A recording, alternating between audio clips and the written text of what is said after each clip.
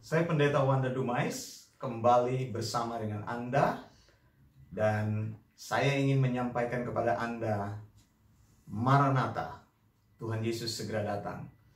Saya menyampaikan firman Tuhan ini dari Sydney, Australia. Kita berjumpa kembali dalam program Sound Doctrine. Saya ingin melanjutkan mengenai pembicaraan atau pengajaran tentang persepuluhan. Sekali lagi, persepuluhan ini harus saya tegaskan kepada kita semua bahwa persepuluhan itu adalah 1/10 dari hasil ternak ataupun dari hasil tanah yang Tuhan pungut kepada orang Israel yang tinggal di tanah Israel. Persepuluhan ini Tuhan maksudkan adalah pembayaran 1/10 hasil panen atau hasil ternak dari orang Israel ke 11 suku Israel kepada satu suku, yaitu suku Lewi.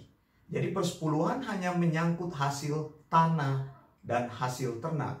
Persepuluhan juga tidak pernah dimaksudkan sebagai bentuk uang atau diberikan dalam bentuk uang.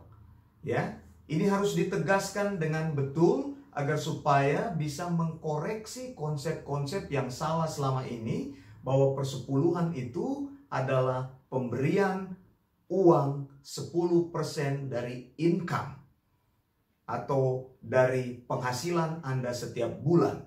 Kalau Anda mendengar pengajaran-pengajaran di gereja atau pengajaran hamba Tuhan tertentu yang terus-menerus mengkampanyekan beri persepuluhan, kembalikan persepuluhan, engkau harus kembalikan 10% income-mu. Jadi kalau engkau berpenghasilan 10 juta rupiah dalam satu bulan, maka harus dipotong 10%, berarti 1 juta setiap bulan engkau berikan kepada gereja atau kepada pendeta. Sebenarnya bukan itu.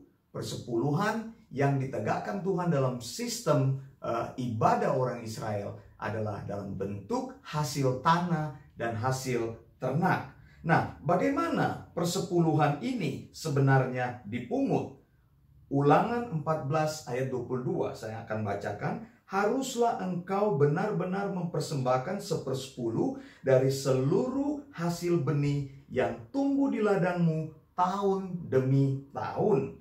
Maaser atau arti kata persepuluhan, maaser itu persepuluhan yang atau bahasa asli Ibrani yang diterjemahkan ke dalam bahasa Indonesia menjadi persepuluhan, 1/10 atau 1/10 dipungut setiap tahun, yaitu dari tahun 1 sampai tahun ke-6. Saya sudah sampaikan bahwa tahun ke-7 adalah tahun Sabat, di mana tahun Sabat tidak ada kegiatan apapun. Panen dibiarkan, tidak ada kegiatan menanam. Tuhan memberikan tahun Sabat ini, tahun ke-7, adalah untuk mengajar juga orang Israel memberikan istirahat kepada tanah. Secara ilmu pengetahuan ini juga memberikan cycle yang baik kepada tanah, agar supaya nutrisi-nutrisi tanah kembali lagi menjadi pulih dan siap ditanami kembali. Ya, Keluaran 23 ayat 10 sampai 11 saya akan bacakan. 6 tahun lamanya engkau menabur di tanahmu dan mengumpulkan hasilnya. Tetapi pada tahun ke-7 haruslah engkau membiarkannya dan meninggalkannya begitu saja, supaya orang miskin di antara bangsamu dapat makan. Dan apa yang ditinggalkan mereka haruslah dibiarkan dimakan binatang hutan. Demikian juga kau lakukan dengan kebun anggurmu dan kebun zaitunmu. Jadi untuk memenuhi prinsip maaser ini, orang Israel harus memberikan persembahan khusus dulu. Jadi dari hasil panen, kemudian dipotong persembahan khusus yang tidak ditentukan berapa jumlahnya, diberikan kepada imam yang terbaik. Lalu sesudah itu baru dipotong 10% sebagai maaser rison. Saya sudah sampaikan ada 3 kategori persembahan atau persepuluhan orang Israel. Maaser rison, lalu maaser seni, lalu maaser ani. Jadi untuk memenuhi maaser rison itu diberikan kepada orang Lewi, pertama harus dikhususkan dulu kepada imam. Itu dinamakan dengan teruma atau persembahan khusus. kemudian baru hasil sepersepuluh sesudah itu dibayar kepada orang Lewi. Bilangan 18 ayat 21 dikatakan mengenai Bani Lewi, sesungguhnya aku berikan kepada mereka segala persembahan persepuluhan di antara orang Israel sebagai milik pusakanya, untuk membalas pekerjaan yang dilakukan mereka pada pekerjaan pada kemah pertemuan. Lalu bilangan 18 ayat 24, sebab persembahan persepuluhan yang dipersembahkan orang Israel kepada Tuhan sebagai persembahan khusus, kuberikan kepada orang Lewi sebagai milik pusakanya. Itulah sebabnya aku telah berfirman tentang mereka, mereka tidak akan mendapat milik pusaka di tengah-tengah orang Israel. Jadi persepuluhan pertama, Maaser Rishon, itu memang untuk orang Lewi. Dari pihak orang Lewi, mereka memberikan lagi 1/10 kepada imam. Itu dinamakan sebagai terumat Maaser. Di mana kita menemukannya? Di dalam bilangan 18 ayat 26. Lagi haruslah engkau berbicara kepada orang Lewi dan kepada mereka, dan berkata kepada mereka, apabila kamu menerima dari pihak orang Israel persembahan persepuluhan yang kuberikan kepadamu dari pihak mereka sebagai milik pusakamu, maka haruslah kamu mempersembahkan sebagian daripadanya sebagai persembahan khusus kepada Tuhan, yakni persembahan persepuluhanmu dari persembahan persepuluhan itu. Jadi maksudnya apa? Dari orang Lewi mereka berikan lagi 10%. Jadi namanya ini persepuluhan dari persepuluhan atau terumat Maaser. Orang Lewi menerima 1/10 dari orang Israel, kemudian mereka memberikan lagi kepada imam 1/10. Nah, persepuluhan yang kedua saya ingin bicarakan. Jadi persepuluhan Maaser Rishon untuk orang Lewi, lalu ada terumat Maaser atau persepuluhan dari persepuluhan dari orang Lewi kepada imam, lalu ada persepuluhan yang kedua, Maaser Sheni, adalah persepuluhan yang dibayar oleh orang Israel dalam tahun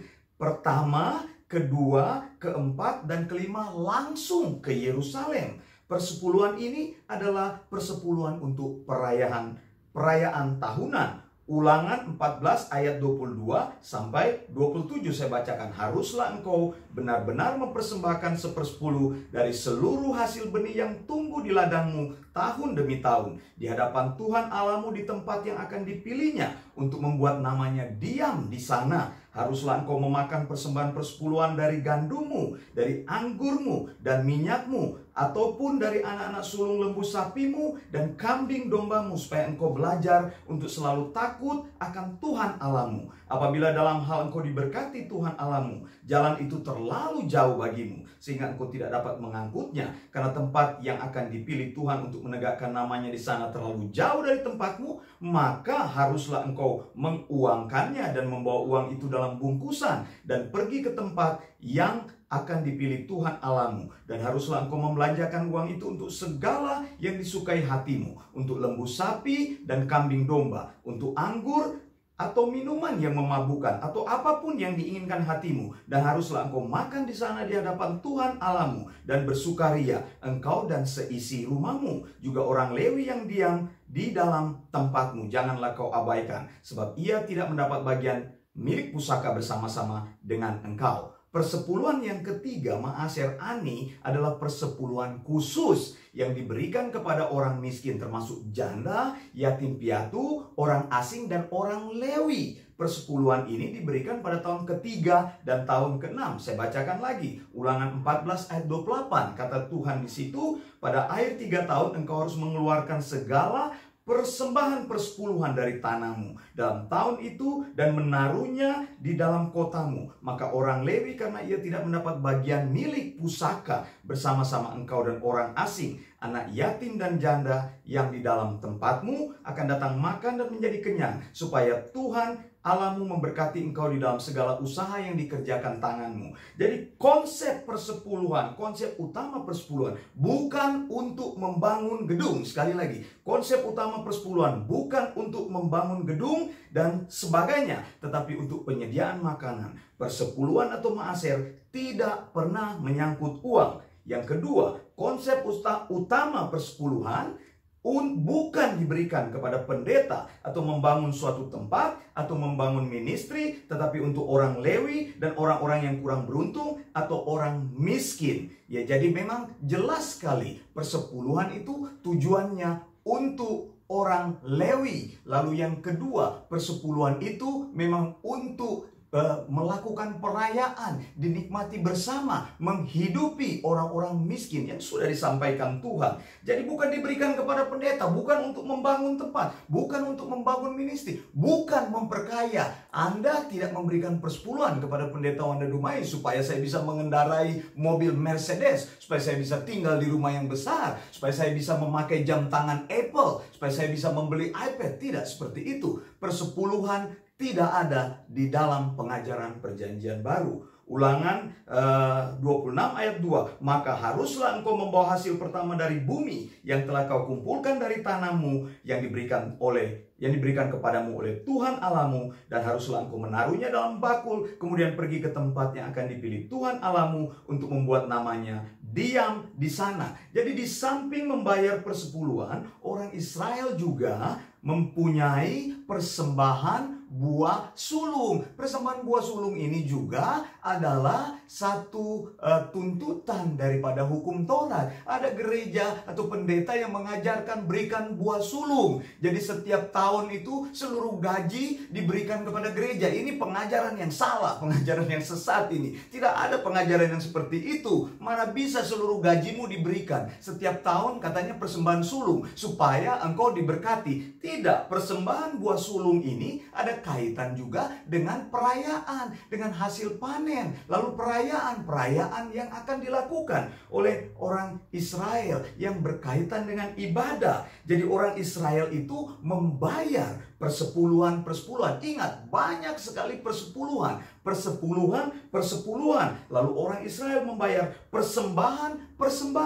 Lalu orang Israel membawa korban buah sulung. Lalu orang Israel membawa persembahan untuk membangun tabernakel. Jadi banyak sekali persembahan yang Tuhan sebenarnya minta kepada orang Israel. Jadi saya mau katakan di sini, sesudah bait Allah tidak ada lagi, ya tahun 70 ketika bait Allah sudah dihancurkan dan mereka tidak bisa memberikan lagi persembahan persepuluhan, maka sekarang orang Israel hanya memberikan apa yang namanya sedekah atau sedekah atau maaser kesafim atau sebuah teks atau sebuah pajak atau pajak dari income-nya. Apakah ini wajib? Tidak. Maaser kesafim yang sekarang dipraktekkan oleh orang Israel di sinagog-sinagog diberikan setelah memotong sejumlah pengeluaran. Artinya Anda membayar sejumlah bagian untuk mendukung kegiatan ibadah. Saya mengerti setiap ibadah kita membutuhkan biaya untuk menghidupkan ibadah itu. Jemaat menanggungnya, tapi jangan katakan itu persepuluhan. Kita butuh uang untuk membayar gedung. Kalau engkau menyewa gedung, kita butuh uang untuk menggaji pendeta-pendeta ataupun hamba Tuhan. Kita butuh uang untuk melakukan pelayanan. Tetapi pengajaran persepuluhan yang dipaksakan dengan ancaman-ancaman Maleakhi 3, 8-10 adalah pengajaran-pengajaran yang tidak alkitabiah. Dan itu sangat membuat jemaat stres. Itu sangat membuat jemaat tertekan. Saudara yang dikasihi Tuhan, saya akan ajarkan dalam bagian-bagian yang berikutnya, dalam khotbah-khotbah berikutnya, bagaimana kita memberikan persembahan untuk mendukung pelayanan gereja Tuhan. Saya Pendeta Wanda Dumais dari Sydney, Australia, mau berkata kepada Anda, Maranatha, Tuhan Yesus segera datang. Sampai jumpa. Blessing.